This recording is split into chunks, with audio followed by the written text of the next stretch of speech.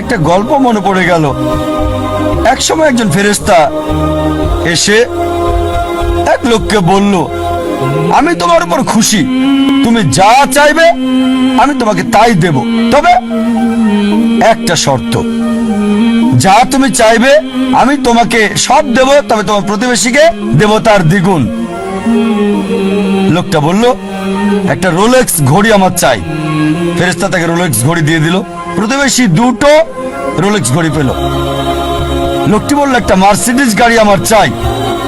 ফেরেশতা তাকে মার্সিডিজ গাড়ি দিল। প্রতিবেশীকে দুটো মার্সিডিজ দিল। লোকটি বলল, একটা সুন্দর বড় বাংলো চাই। ফেরেশতা তাকে সুন্দর বড় বাংলো দিল। তার প্রতিবেশীকে দেওয়া হলো দুটো সুন্দর বড় বাংলো। লোকটি পরে বলল, দয়া করে আমার শেষ ইচ্ছাটা তুমি পূরণ করে দাও। কি সেটা? আমার একটা চোখ তুমি নষ্ট করে দাও, যাতে কিছু আমি চোখে না দেখতে পাই।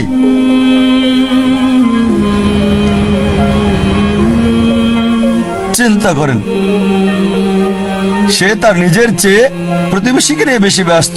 তার জীবন সহজ কিন্তু জটিল সেটা ভাবছে না সে। প্রাচুর্য কি দারিদ্রতা যাই থাকুক, সে বেশি চিন্তিত তার প্রতিবেশীর চেয়ে ভালো জীবন যাপন করা নিয়ে। এ কারণেই সে ফেরেশতাকে বলল, আমার একটা চোখ নষ্ট করে দাও, যাতে প্রতিবেশীর দুটো চোখই নষ্ট হয়ে যায়। এভাবে আমরা প্রতিবেশী কেন্দ্রিক। নিজে সুখী কিনা ভাবছে না, দেখতে পারবে কিনা সেটা ব্যাপার না। যেহেতু প্রতিবেশী সম্পূর্ণ অন্ধ হবে, তাই একটা চোখ হারাতে কোনো আপত্তি নাই। প্রতিবেশী কেন্দ্রিক।